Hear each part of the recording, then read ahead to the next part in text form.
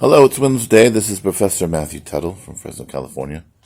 And the internet has lost its mind as Tim Burton, the legendary, iconic director of all things dark, Sweeney Todd, the original and the best Batman ever, has teamed up with the best film composer of all time, arguably Danny Elfman, Batman, Simpsons.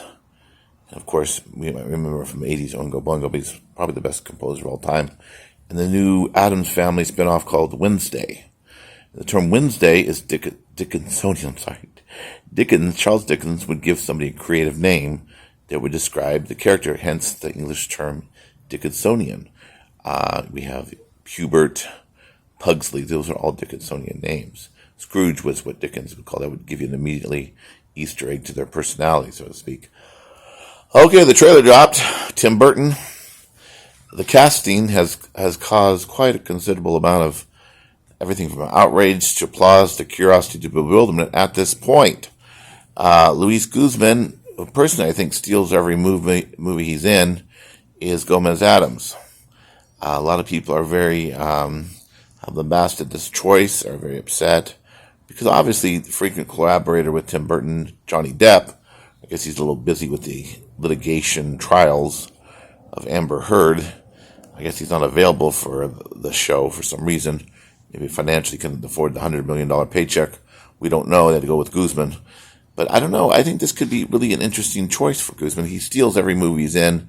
Count of Monte Cristo. He's like the bit character he's like the guy in your high school production that does the one line that steals the whole movie of Annie Mame, the musical. He just kind of comes in, does one line and steals the whole movie. So I don't know. I mean, he wouldn't be my choice for Gomez Addams, but I don't know. I haven't really seen him in action, so who am I to judge? It's not what you think of as Raul Julia or anything along those lines. I don't really know what else to say. I think people are kind of prejudiced him. Speaking of prejudice, the main comment online and discussion post is the all-Hispanic cast at the major roles. The trailer shows an all-rich white kind of elite high school. I mean, that was kind of the high school I went to in North Fresno, Clovis West. Maybe there was a few black or Hispanic people. I don't really know. They had to bust them in.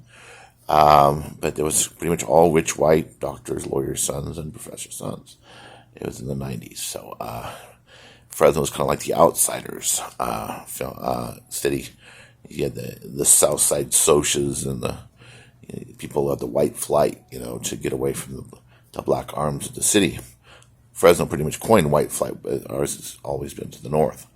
Anyways, Wednesday, which is a reference to the old English poem, Wednesday's child is full of woe, Dickensonian. She shows up with some piranhas and some water polo kids, and you can pretty much guess what happens at that point. Now, to portray Wednesday, he was best known as Christina Ricci, who has a mystery part later to be announced. A lot of mysteries that have been let to be revealed, including Fester Addams. Uncle Fester is he Trump? I don't really know at this point. Fester could be anybody. We don't really know who Fester is. It's a total mystery who Fester is. And we don't know what Christina Ricci is or will do. Who is best known for the films in the 90s that probably the snowflake generation is familiar with. Anyways, but the Addams cartoons, the comic strip, go way back. It's a 50-year-old New Yorker satirizing the perfect white American family. So when I read with white, the whole internet is talking about the Hispanic cast. With recent Trump racial politics there's been accusations of him using Hispanics to get elected, the immigrants from Mexico, and then you have a show with Hispanics. Now, you have to realize that Burton is not afraid of controversy. In his last film, Dumbo, a Disney film, he took on the Disney Corporation itself. He kind of bites down that feeds him.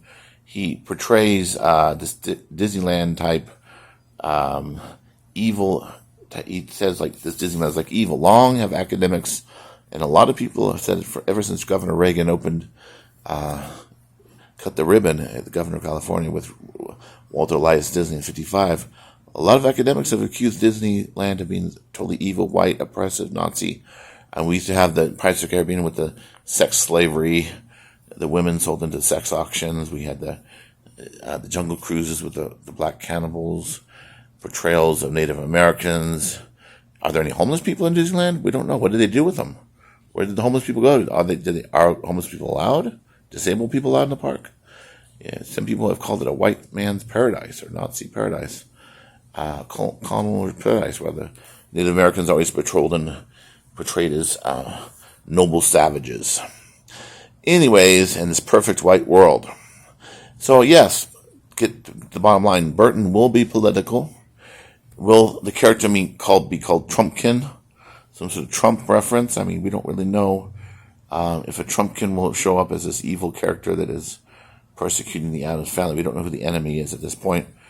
The only thing we see in the film is that Wednesday goes to some sort of what was that? I don't know. What was that movie with the sci-fi with the special powers? Gosh, somebody's gonna kill me online. I wasn't following a big fan of that stuff. Marvel's X-Men, the Academy, where all the kids with the special powers. That's what they pretty knock off. So Wednesday goes with other special kids at the special school. They're kind of like so-called freaks like her. So, and then she finds her tribe, and she's on a journey of self-discovery. Now, this journey of self-discovery might include her gender. A lot of people are talking about maybe she's exploring her gender identity and orientation. Also interesting is the Edith Piaf score. Edith Piaf was the queen of, best known for Leo Van Rose, but she was the dark queen the queen of misery. And Wednesday's child is full of woe, as the poem goes. So stay tuned. I don't know if it's on a Wednesday night, a Thursday night. We don't really know at this point, but it's going to be in October. Naturally, this fall on Netflix. Signing out from you from Fresno, California. This is Dr. Sachs, Matthew Tuttle.